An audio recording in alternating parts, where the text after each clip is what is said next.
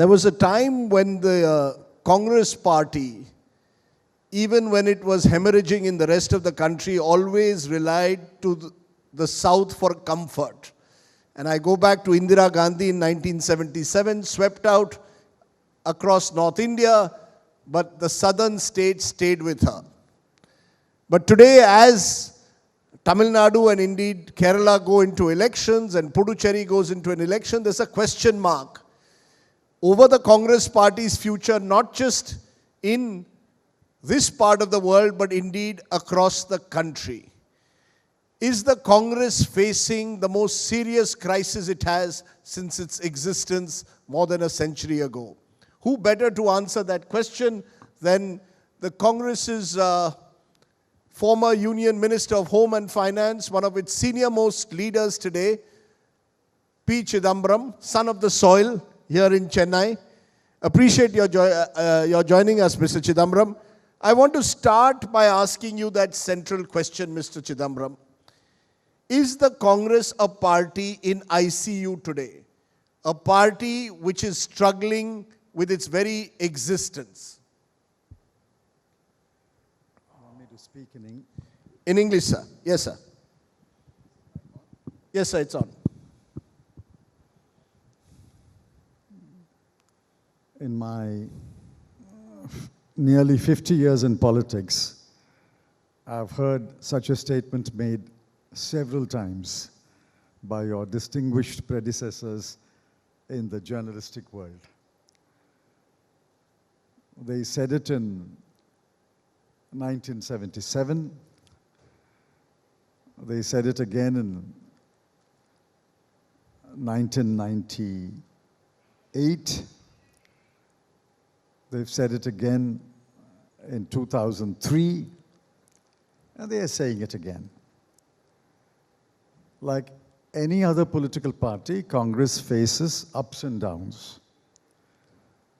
I agree that we have faced some setbacks, but just go back to 2018-19.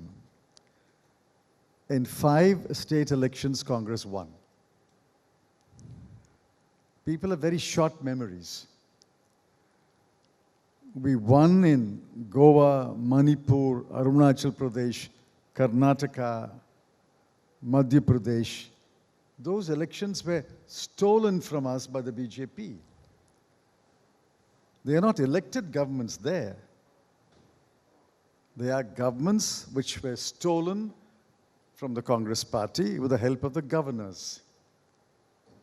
Even as we speak today, there is a disqualification petition against 13 MLAs of Manipur, on which the governor sought the views of the Election Commission. The Election Commission gave its views in October 2020. The governor is sitting on that. So that's an illegitimate government sitting in Manipur today.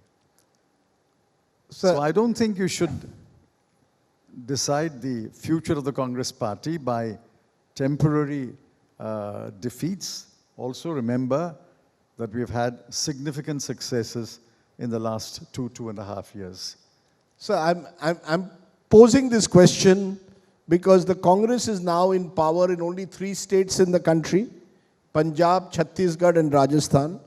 You've just cemented an alliance with the DMK in Tamil Nadu, where you've got the lowest number of seats that you've ever had to contest in election, just 25. In Kerala, sharp faction fighting and opinion polls suggest that you may lose a state where traditionally governments change every 5 years. In Assam, most polls still put the BJP well ahead. And in Bengal, you are a C team as part of a left-led alliance. Somewhere something has gone wrong, that a mighty party is now reduced to just some corners of the country. You're not even in power in one part of southern India, your one-time bastion. That's true as we speak today, but that need not be true tomorrow. I'm still confident that we will win in Kerala. I'm absolutely confident that our alliance, headed by the DMK, will score a thumping victory in Tamil Nadu. And I think we have a fighting chance in Assam. Puducherry, I can't say yet because the alliances are being formed. I can't say yet. But let me ask you the question. The BJP is in North India in about 7 states. In 7 other states, the BJP is not in power. Therefore, it's not as though the BJP has sway over North India. The BJP does not have sway over North India. And the last time there was a major battle in key states, Rajasthan, Madhya Pradesh and Chhattisgarh, BJP lost all 3. Lost 3 incumbent governments. And I don't think the BJP is going to make any headway south of the Vindhya Hills. So would you then say the BJP is also heading towards the ICU? Sir, let me throw another number at you. The Congress won in the 2009 Lok Sabha elections 11.9 crore votes. 2019, 10 years later, you were 11.94 crores. The BJP in 2009 had 9 crore votes. By 2019, the BJP votes had increased to 22 crores. BJP goes from 9 crores to 22 crores, and you grow from 11.91 crores to 11.94 crores. Something in the last decade has changed. Why not be more candid and accept that the Congress is facing a crisis, is in ICU? I'm not denying that the Congress is facing difficulties. I'm objecting to your words ICU. I mean, that's a very damaging... How would you describe it then? If you don't want to use the word ICU, what's the word you'd use? Our electoral prospects have dimmed over the last 2-3 years. I'm not denying that. But please remember, just go back and read the India Today issue of January, February 2019.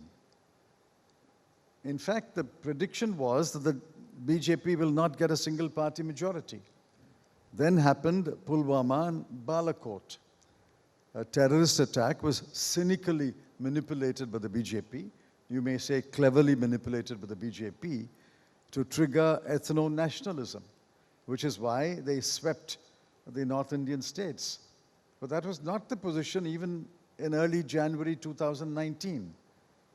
No, you're saying cynically triggered by the BJP, that the BJP used Balakot, Pulwama and Balakot to win the 2019 elections. I said cynically stirred ethno-nationalism. It was a terrorist attack. There was a retaliatory attack, but terrorist attacks and retaliatory attacks have happened before. Nobody exploited for a political advantage as well as the BJP did. Fair enough. You're looking at the 2019 elections. I come back to today. Something has clearly gone wrong in this last decade of the Congress, the shrinking hand as we are calling it. What is it? A G23 grouping as it is called. Many of them are your old colleagues, still your colleagues, party members who are saying the Congress needs a full-time president, needs organization elections, needs an elected working committee, needs to be much more battle ready. Do you agree with them? How can anyone disagree with basic principles like the party must have internal party elections, party bodies must be elected? Nobody can deny that. Even Mrs. Gandhi and Mr. Rahul Gandhi do not deny that. I may not agree with the manner in which my friends brought the debate in the open, but I think the basic issues were all agreed upon. In fact, when Mrs. Gandhi called about 18 of us to her home for a 5-hour session, everybody agreed that party elections must take place. There is no controversy, there is no difference of opinion on that. Because many thought that you would join the G23. Many said G23 would become G24. Mr. Chidambaram also would be part of it, because you have also, as you are now accepting, raising these concerns, you need a full-time president, need organization elections, can't have a nominated culture, and yet nothing changes. The fact is, Mrs. Gandhi is still your interim president for the last 2 years. I didn't know that my friends were planning to write a letter. I would have advised them not to write a letter, but to seek an appointment, which is what we did. on the second occasion.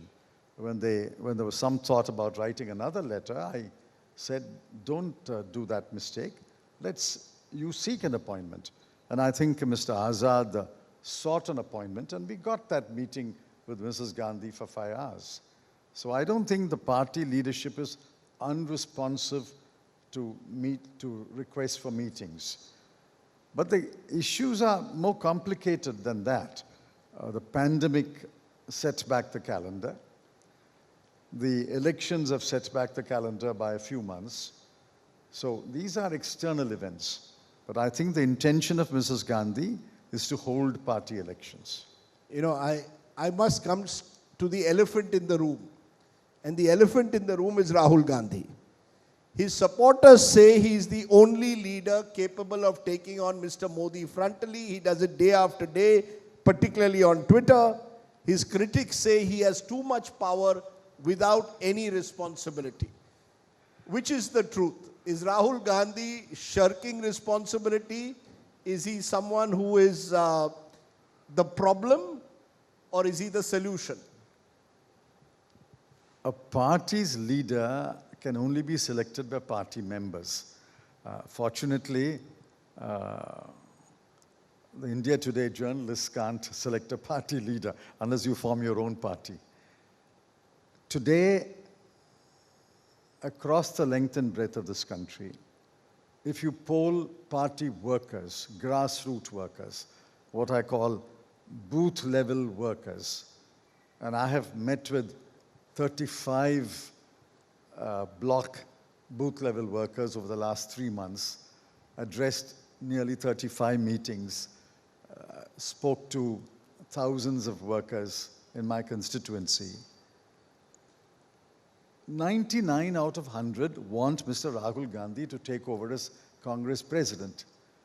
Now, whether that is a wise decision or not is not for you to judge. It's for the party workers to judge.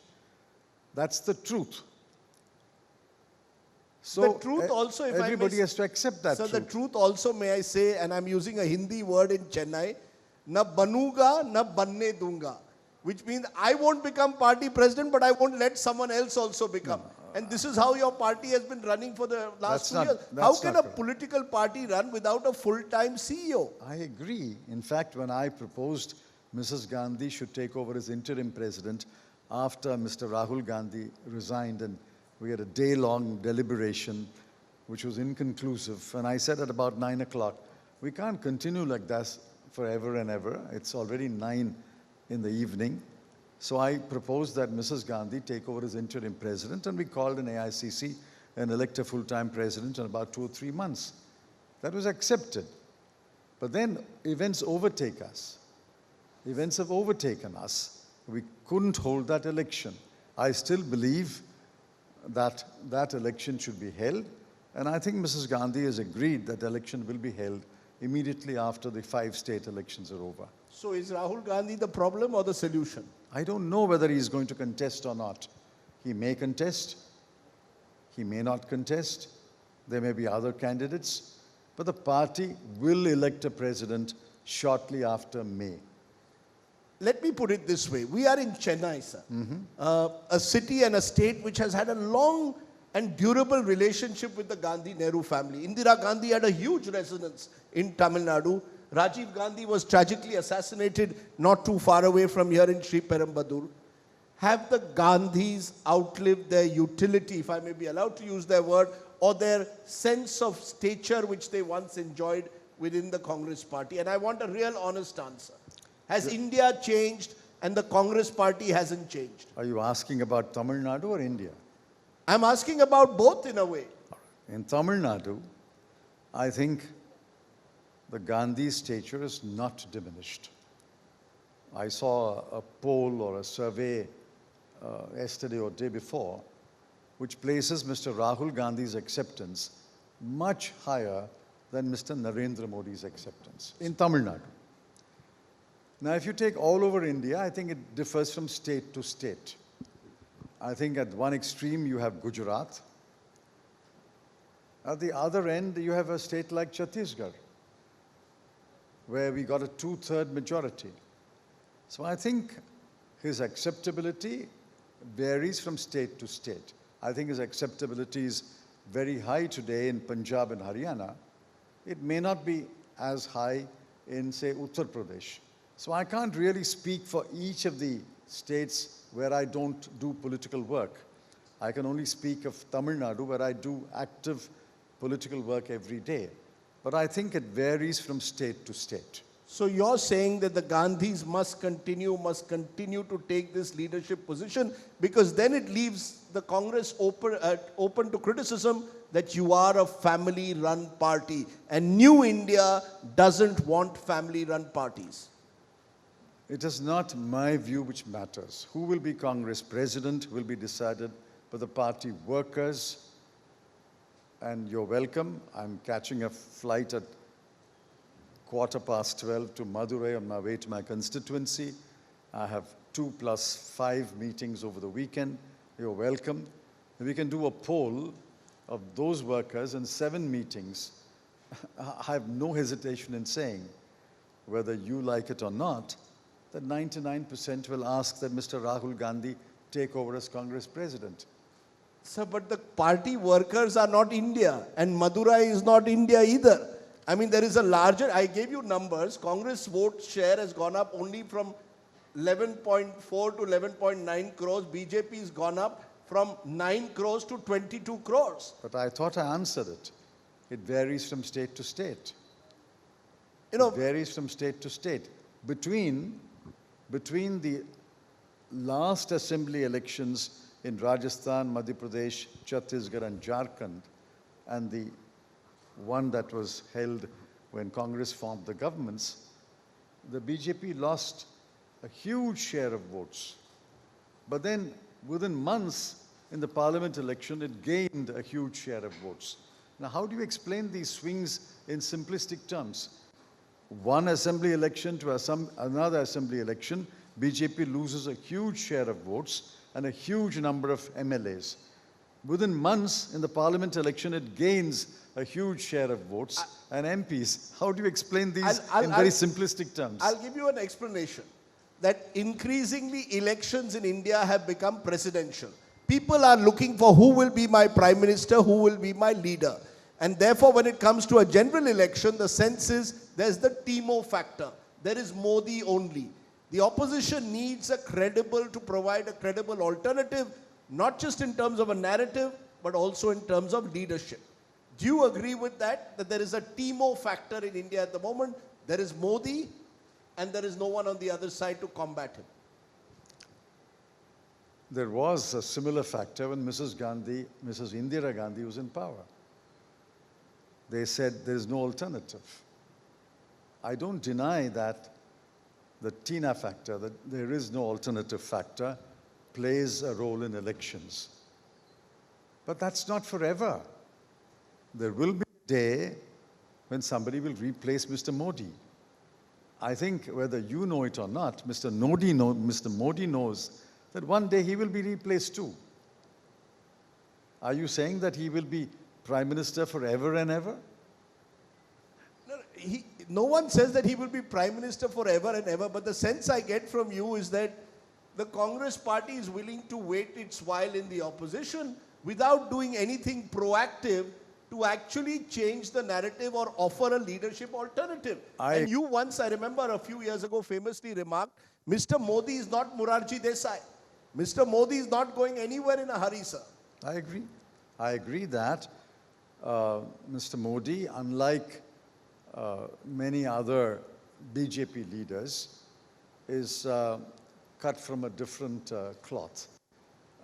He controls the party, controls the government, and he's extremely clever in managing an election. I don't deny that. But I don't think he's undefeatable. He is likely to be defeated in many elections. In fact, I welcome the fact that increasingly state elections are becoming chief ministerial, presidential. Therefore, it gives an opportunity for many leaders belonging to regional parties also to emerge as leaders. In fact, today, you have regional parties ruling many more states than the BJP does. In fact, there are regional leaders who hold sway in their respective states more than Mr. Modi does. Which actually brings me to the point we started with, that in Tamil Nadu, it is really Dravida Munnetra Kadgam which is leading the fight against the BJP or the AIDMK. In a way, in Bengal, it is Trinamool Congress which is leading the fight against the BJP. The Congress party itself, as I said again, is either being squeezed by the regional parties. You only got 25 seats, sir, in Tamil Nadu. The once mighty Congress of Mr. Kamraj is reduced to asking for just 25 seats. Or it is the BJP which holds sway over North India. Where is the Congress? You are squeezed by regional parties. You are a C team to the Shiv Sena in Maharashtra, sir. I think you're just making general statements. No, sir. I'm giving you an these are answer. hard facts. I'm giving you an answer. In every state, there is a pivot. In Punjab, Haryana, Rajasthan, Gujarat, Madhya Pradesh, Jharkhand, Chhattisgarh, Assam, and Kerala, the pivot of the anti-BJP is the Congress party. So I listed, you may have maintained a count.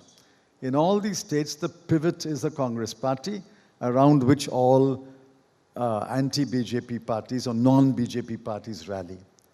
In the states that you mentioned, Tamil Nadu, Bengal, and some other states, Andhra Pradesh, Telangana. I agree. The pivot is not the Congress party. I concede that. The pivot is not the Congress party. But then to pick out those 3, 4 or half a dozen examples and say the Congress party is not the pivot in any state is plainly wrong. You know, Mr. Chidambaram, I know why you're such a good lawyer. You're able to fight a bad case rather well. Or make a bad case look good. But let me look at Just as you expound a bad idea in a good TV show. Okay. Mr. Chidambaram, let's look at the broader picture. And this is something you've been writing about. You agreed that Mr. Modi is cut from a different cloth, to use your words. Do you believe, as some are saying, that the rise of Mr. Modi is, in a sense, a challenge to the idea of democracy itself? You've got the Freedom House report that now rates India as partly free. A Swedish institute report earlier this week says India is now as autocratic as Pakistan and worse than Bangladesh. Is this an exaggeration? This whole idea of India being under an undeclared emergency. When you can't win an election, you can't reach out to people, you say the leader who has emerged is an autocrat. No. This has nothing to do with emergency. The fact is that the Modi idea, the Modi theme, the Modi narrative, which the BJP has adopted wholesale, but I don't think Mr. Advani agrees with that, but that is besides the point. The Modi idea, the Modi narrative, the Modi theme is a challenge to democracy. Everybody in the world who writes about it can't be wrong. And everybody who writes about it can't be partisan or biased. We've had several people belonging to right and to the center, think tanks, academics, pointing out this is a challenge to India. I write extensively. I write every week, and I write extensively, read my column on Sunday also. It is a challenge to the idea of India. Who are Modi's heroes? Who are Modi's best friends? Mr. Trump, Mr. Netanyahu, Mr. Erdogan, Mr. Putin. What is this model he's slowly, insidiously introducing into India? It's a very successful model that has taken the BJP from 9 crore votes to 22 crore votes. The Rowlatt Act was also successful for some time, until the people revolted. I wonder what you would have said if you had been alive when the Rowlatt Act was passed. The point is, this is an idea dangerous. His narrative is dangerous to the idea of India. Every institution has been taken over. We only saw yesterday that every central paramilitary force is headless. For months. The Information Commission was without members, all but one, for many months. 340 judges' posts are vacant. I mean, I could give a whole vice chancellors are appointed today on purely party basis. Every institution is being taken over. Every institution has been infiltrated. Every institution has been captured or tamed into submission. And that doesn't exclude large sections of the media. That doesn't exclude large sections of the media. This is dangerous to the idea of India. Whichever political party you support, whichever ideology you follow, that's a different matter. I want India, if the BJP sheds its communal agenda, if BJP sheds its anti-Muslim, anti-Christian xenophobia, if the BJP sheds its idea of one language, one culture, one food, one habit, one party, one election, and becomes a right of center party, so be it. But the narrative is a dangerous narrative. It threatens you, it threatens everyone in India, it threatens the very idea of India. So democracy is about competing ideas of India. You have your idea, the Congress's vision of secularism, which many are also questioning at times. And you have the BJP's idea of India, which you have a huge problem with. At the end of the day, the people of this country will decide, like the people of Tamil Nadu will decide in this election, or Kerala. Different states decide differently, the country decides differently. Why demonize the other idea? Is demonizing Modi or Moditva going to be the only way the Congress believes it can come back to power in this country? I'm not demonizing Mr. Modi. I'm pointing out his narrative is against the very idea on which India was born. That this will be a secular, liberal, open society. Now, you can believe that a kind of a Putin regime or a Xi regime is good for India, it will make India rich. You can believe that. But I revolt against it, because that is against the very fundamental principles of India's constitution. He has a right to propagate it, but I have a right to point out it is antithetical to the underlying constitutional values, which is secularism, liberalism, liberty, equality, and fraternity. No, Mr. Chidambaram, we just have a couple of more minutes left. I just want to, you're a former finance minister and home minister, so you're in a good position to answer this question. Do you believe that the Modi model has succeeded when it comes to the economy?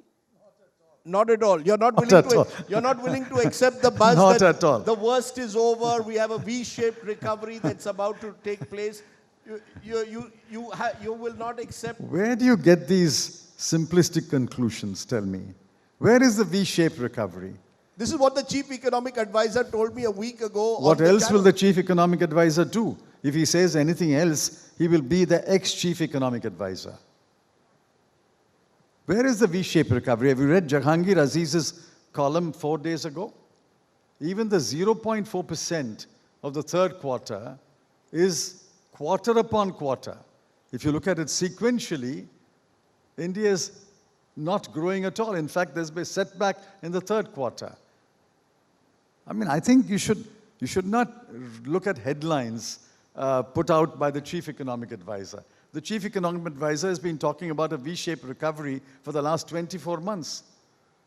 Just go back and read your old press clippings. For the last 24 months, he's been talking about a V-shaped recovery. Let me therefore conclude by asking you this, Mr. Chidambaram. You are an unabashed critic of the Modi government. The fact, though, is that this decade has been the decade of the rise of the BJP. Put on your sort of hat as a forecaster. What do you expect the next 10 decades to be? If we come back here in Chennai to the South Conclave 10 years from now, do you believe that the Congress will be a stronger or a weaker force, or almost a force which has been totally invisibilized? Don't pass sweeping judgments. The Congress nearly rose to unseat the BJP in Gujarat the last time. Don't forget that. Nearly. The difference is only a few seats.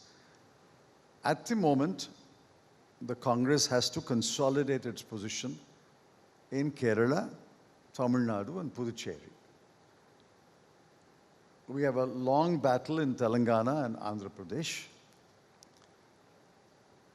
But I think there are winds of change in Punjab, Haryana, at least western Uttar Pradesh, to some extent in Maharashtra and Assam.